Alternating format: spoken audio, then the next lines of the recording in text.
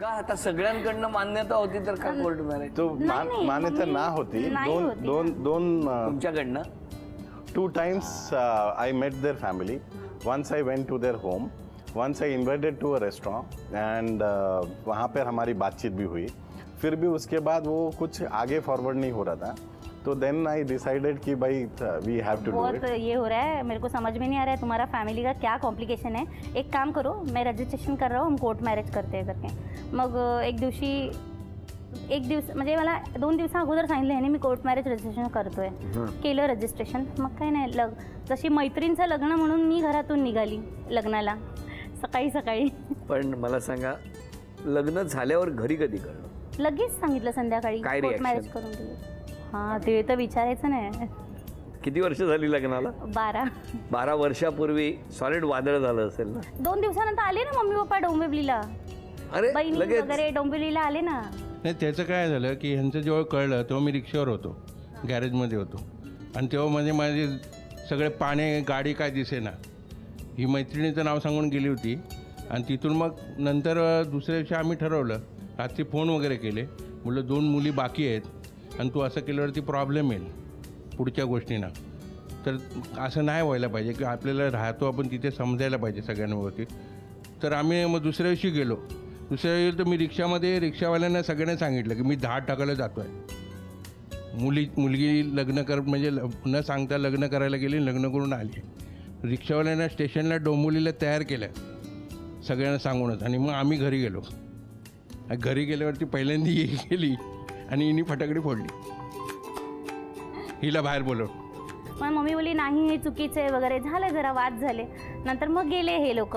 मग मी त्यांच्याशी मग बहिणींशी कॉर्डिनेशन चालू केलं. घरातलं वातावरण कळलं पाहिजे ना. काय आजूबाजूला माझी मैत्रीण राहायची मागे, तिच्याकडनं सगळं मी इन्फॉर्मेशन काढायला लागली. ह्यांचं 10 तारखेला 10 तारखेला लग्न. 10 ऑगस्ट. त्यानंतर आम्ही परत लग्न ठरवलं, म्हणजे लग्न केलं.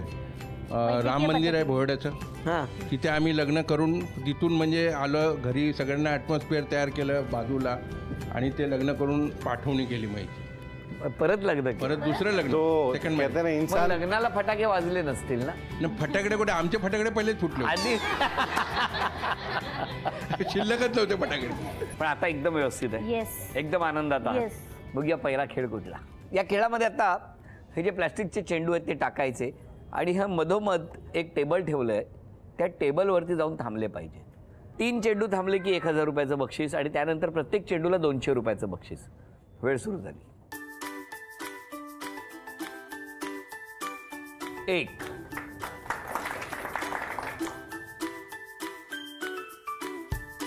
2 3 1200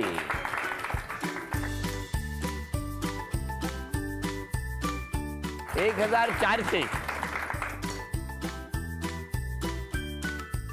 1600 रुपयाचं बक्षीस तुम्हाला मिळालं. अभिनंदन. सफरचंदाचे काप नीट परतल्यानंतर त्यामध्ये दालचिनी पूड आणि मध घालून पुन्हा नीट परतून घ्यावं. बटर लावलेल्या ब्रेडवर सफरचंदाचे तुकडे, बदामाचे तुकडे, टुटी फ्रुटी, डार्क चॉकलेट आणि मीठ घालून दुसरा ब्रेडचा तुकडा त्यावर ठेवून वरच्या बाजूला बटर लावून घ्यावं. एका बाउलमध्ये स्ट्रॉबेरी सिरप आणि क्रीम घालून सॉस तयार करून घ्यावा. तयार सँडविच पॅन मध्ये बटरवर ग्रिल करून घ्यावं आणि स्ट्रॉबेरी सॉस बरोबर सर्व्ह करावं.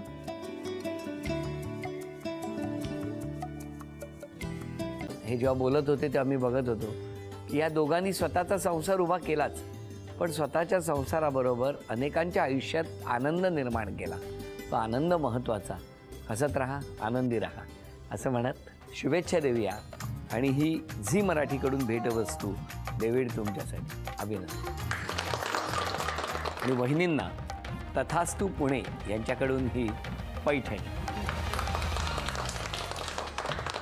अभिनंदन.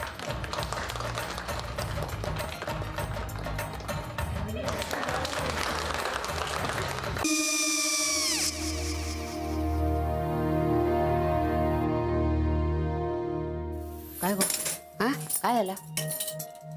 काय झालं? काय आले मी निकाल लावून आली. हो, पण तिची आईच काय बोलली? तिला म्हटलं का सगळ्या निशाने आपल्या चुका कबूल केल्या का? आई मी चांगलं सुनावून आली आहे. त्या तिची बाजू घेत होत्या, पण मी लक्ष दिलं नाहीये. खूप झालं आता. चांगुलपणा खूप झाला. मऊ दिसलं ना की कोपऱ्याने खणतात ना माणसं, ते असं. अगो पण आईच म्हणली काय तिची, पटला काय तिका? मला माहिती नाहीये. आई, मी तुम्हाला नंतर फोन करते. हो. आणि आई बाबा जे बोलले त्याचं वाईट नका वाटून घेऊ. सॉरी. सॉरी काय त्या? नेहा आले. आई मी येते. होय काकू येते.